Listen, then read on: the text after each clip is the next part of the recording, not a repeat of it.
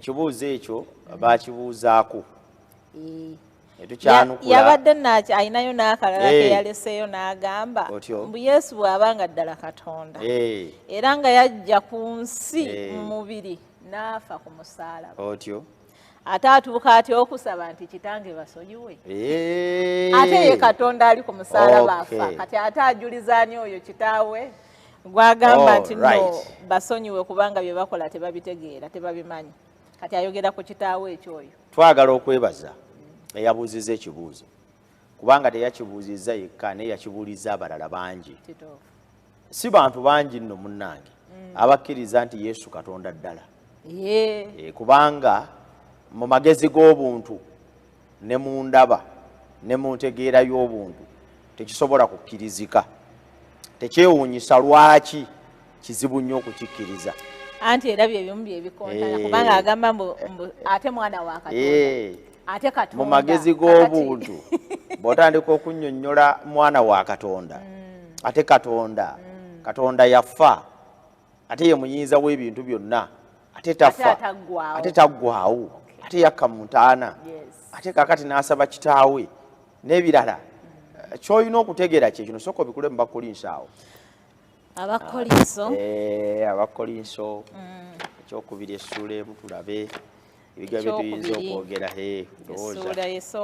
tutandikire ku essula esooka olunyiriri otuuseewo kati tusoma ku lunyiriri olw'ekkumi olutuuseeko olw'ekkumi agamba ati eyatuwonya mu kufa okunene okwenkanaawo era n'atuwonyanga era gwe tusuubirira ddala alituwonya. Eyatuwonya mu kufa anaatuwonyanga era tusuubira nti agenda kutuwonya. Ebigambo ebyo njagadde mbisomere omuntu gwe tutandise naye okuyiga olwaleero. Biri mu past, biri mu present, biri mu future. Byonna ebyo Katonda ye yabikola ku lwaffe. Tulina kusooka kutegeera kiki Katonda kyatwagaza. Ekiruubirirwa kya Katonda kiki eri nze. Enteekateeka ya Katonda eri obulamu bwange efaanana etya. Bwe ntegeera olunyiriri olwo kinnyamba okutegeera nti Katonda ekintu kyonna kyalwanako kuwonya Morini, kuwonya Sebaggala. Kubanga twagwa ne tubula ne tuva ku kipimo Katonda kyayagala tutuukeko. Muwuliriza ayinza okusoma Baluumi sura 3:23. Olw'okuba twagwa Katonda ayagala kutulokola. Ekyo kyokka Katonda kyayagala. Ayagala okutununula mu past, mu present ne mu future. Ekitegeeza nti Katonda mu kukola ekyo ekyokutununula waaliwo ekyali kiteekwa okukolebwa kimusobozese okubeera omununuzi wange. Kubanga Bayibuli emuyita Katonda ow'obulokozi bwange.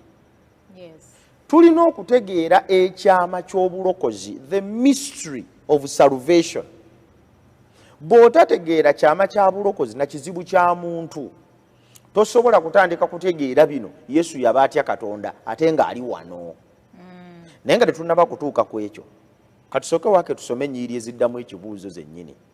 Waliwo ebintu ebiraga nti attributes za Katonda tuyizo zitunulako etunulira ne ku Kristo okwongera okutegeera nti ddala yali Katonda. Kyolina okumanya kiri kimu nti Yesu okujja okulabikako ku nsi n'asaba ne kitaawe si lwe yali asoose okubaawo. Bikula Mika essula ey'okutaano olunyiriri olw'okubiri olabe. Mika 5 ekitabo kya ndagaano nkadde.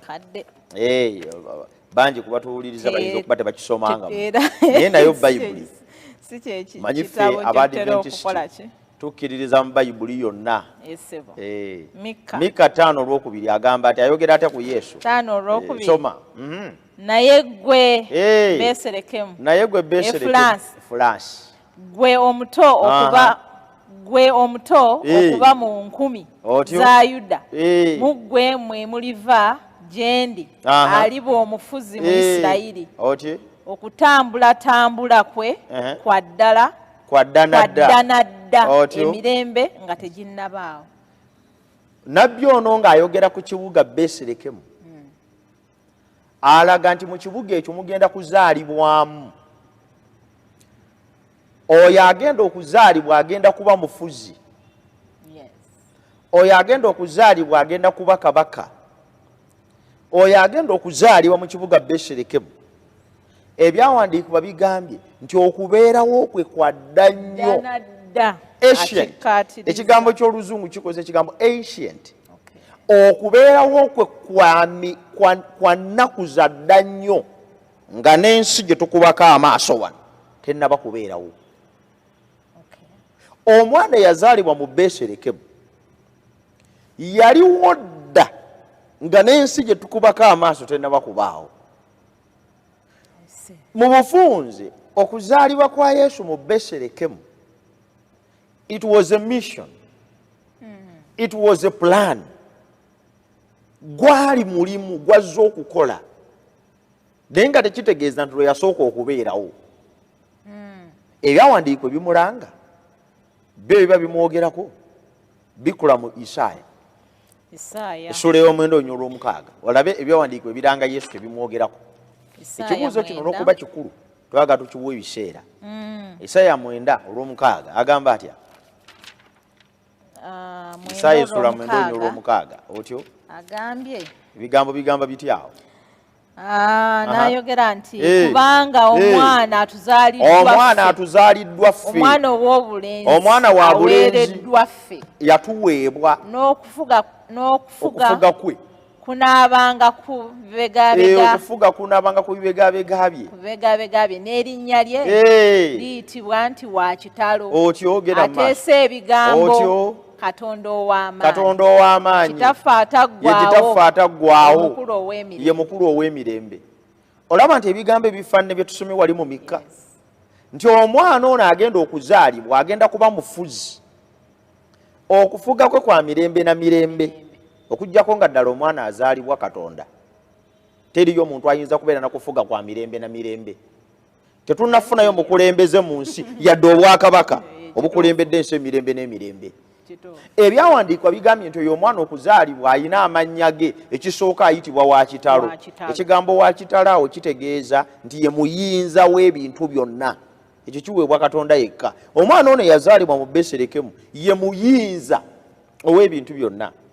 Omwana ono yatuzaalibwa ffe era yatuweebwa ffe, amuyise Katonda ow'amaanyi, amuyise kitaffe ataggwaawo, eternal father. Ebigambo ebyo Nabbi byayogera ku mwana ono Yesu agenda okuzaalibwa si bya nsimattu. Nabbi tabyogera ku wana mwanda azaalibwa. Nabbi abyogera okututegeeza what is the identity of the son who is going to be born. Ate nga byayogera sina bigambo bibye naye bya Katonda.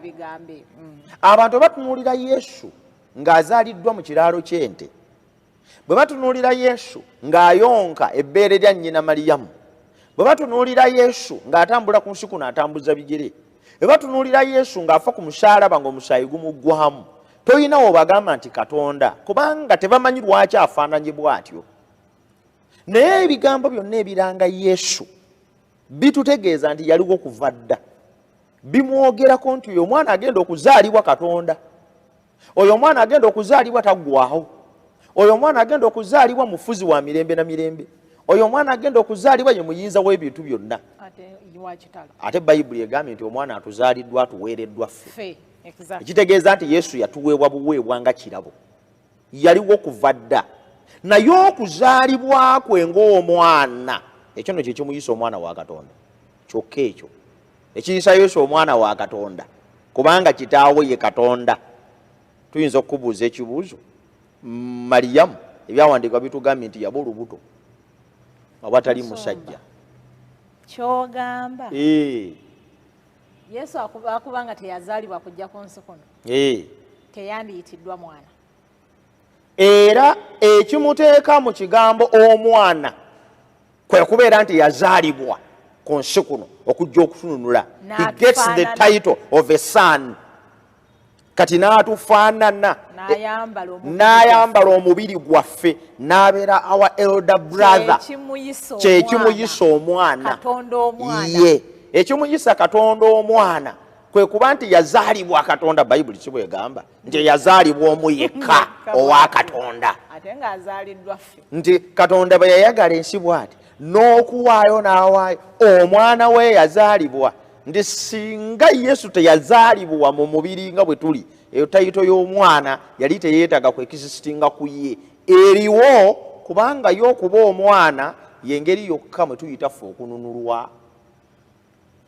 Yensonga lwaki naffe bwe tumukkiriza twashuminga tayito y'emu, naffe tuli baana ba Katonda. Bonna abakkiriza Yesu Kristo abagatta ku ye n'abeera muganda waabwe omukulu, nabo ne bazaalibwa Katonda. Kati Bayibuli kyeva egambye nti Yesu yaliwo kuva dda na dda. Eddagano enkadde limu ennyiri nnyingi naye njagadde okwogerako ku ezo, okutegeeza abatulaba nti tuve mu kutunuulira ebintu bino n'amaaso ag'obuntu. Buli lwe tutunuulira ebintu bino n'amaaso gaffe wano tulemerwa okutegeera ebya Katonda kubanga byebuziba. Obadde okimanyi nti Yesu yennyini bwe yali ku nsi kuno yakakasa ekyo? Yokaana 17:5 somayo tulabe. Enjiri? Yokaana enjiri 17:5 agamba atya? 17:5 Ayi kitange ne kaakano ngulumiza ggwe wamu naawe ekitiibwa kiri kye nnali nakyo awamu naawe ng'ensi tennabaawo. Kiki ekyo? Kale kambuuze gwe ku lw'omuwuliriza ebigambo ebitegeeza ki? Ayi kitange ne kaakano ngulumiza ggwe. Ayongera kakasa nti mwana. Otyo n'agenda mu maaso n'agamba atya? N'agamba nti ngulumiza ggwe wamu naawe mu kitiibwa kiri kye nnali nakyo. Nga ki? Awamu naawe nga ki? ng'ensi tennabaawo. Ekikutegeeza ki ku Yesu? Nti Katonda. Yesu yaliwo nga n'ensi tennabaawo kubanga ye yagiteekawo. Yalina ekitiibwa kiri eky'obwa Katonda nga naffe tetunnaba na kubeerawo. Okuzaalibwa mu lubuto lwa Mariyamu, it was a mission, mulimu. Nga lwaki azaalibwa tugenda kukiraba mu maaso awo. Olwekyo abatuwuliriza bagoberere bulungi. Bwe twogera nti Yesu Katonda tuli mu kwogera defamatory statement. Tetuli mu kwogera mu bigambo bijolonga na bivoola Katonda. Tuli mu kwogera ebigambo eby'amazima ebya Bayibuli. Katonda mwene ekitiibwa kye nnali nakyo nga n'ensi tennaba kubeerawo. Ekitiibwa ekyo yakyeyambula bweyambuzi okusobola okujja okutaasa Sebaggala ne Morini. Era bwe yamala okututaasa n'addayo mu kitiibwa kye kimu era kyagenda okujjiramu okutulokola.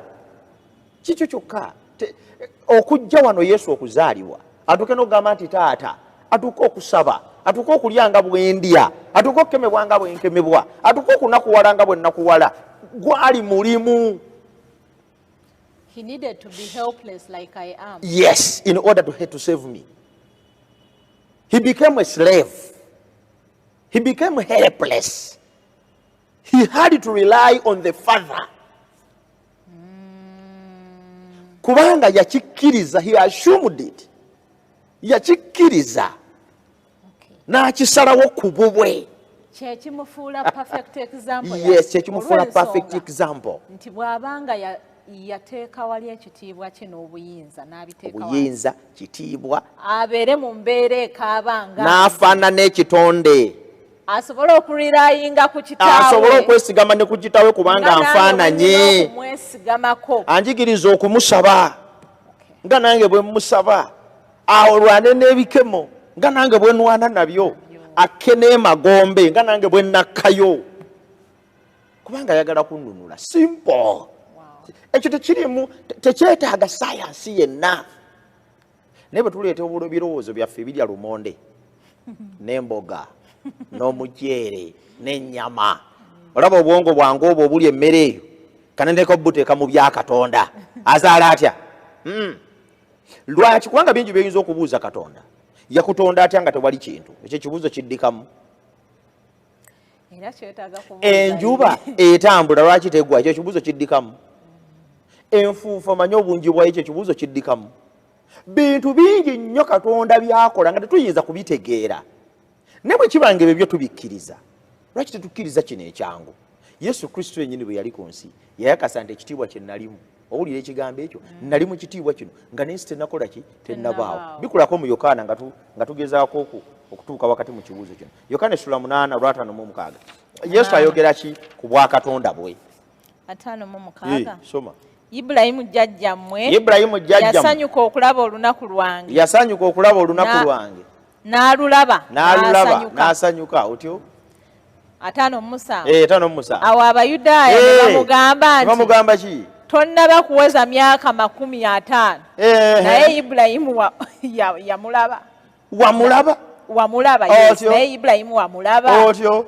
Yesu n'abagamba atya? Ddala mbagamba. Kati kamba kakase trule. Ibulayimu nga tannaba kuzaalibwa. Nze nga wendi. Ne bakola ki? Awo ne baddira amayinja okumukuba.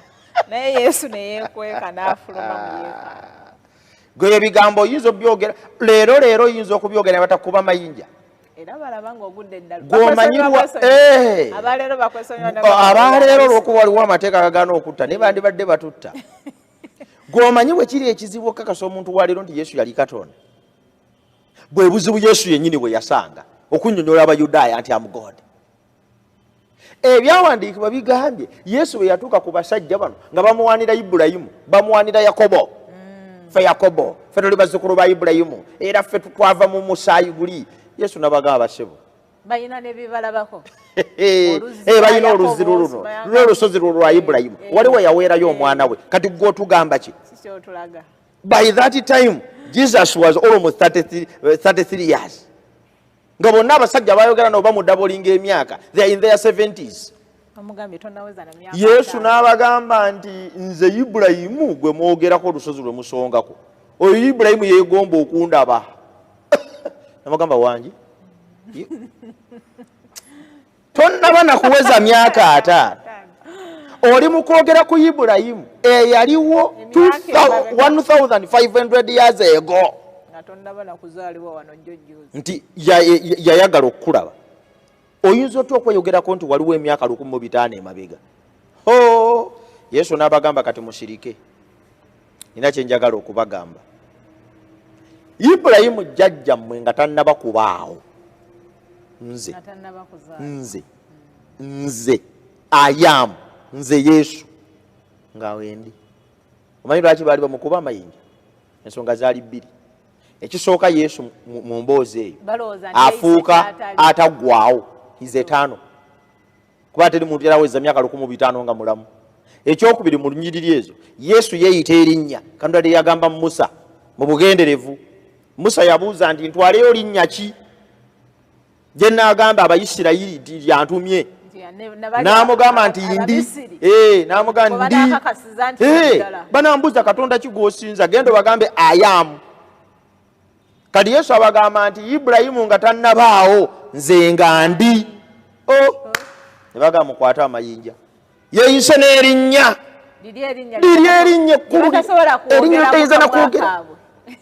Kyogezaako gamba nti gwe Yesu gwe watuma Musa. Gwe Yesu gwe lusozi olwavangamu amazzi. Gwe Yesu gwe kire ekyatubikanga. Gwe Yesu gwe maana yava mu ggulu nga weeyise ekigambo kinene muleete emiggo. Ogamba no mune Yesu yali alimba. Munange ye yatuma Musa. Lwe lwazi olwavangamu amazzi ne banywa. Lyessuubi lyabwe ye Katonda waabwe. Ate era kubanga yakibasuubiza nti Katonda nja kubeera wamu nammwe. Yes. Ebbanga lyonna. Wazaalibwa kye kimuyiza Emmanuel. God with us. Olwekyo mu bufunze njagala okutegeeza abatulaba nti kibuuzo kino kyagenda nakyo mu maaso. Naye bwe tukyali tugamba nti Yesu Katonda ddala nga bwe kyali ekizibu Yesu okunnyonnyola Abayudaaya nti ye Katonda, bwe kiri ekizibu nange kati okukinnyonnyola ndaba. Naye newankubadde kizibu ago ge mazima, ate bwe gaba mazima tulina kugakkiriza okuba abalamu. Yes. Tweyanza nnyo Musumba, tweyanze. Omulabe waffe katukomewo katono.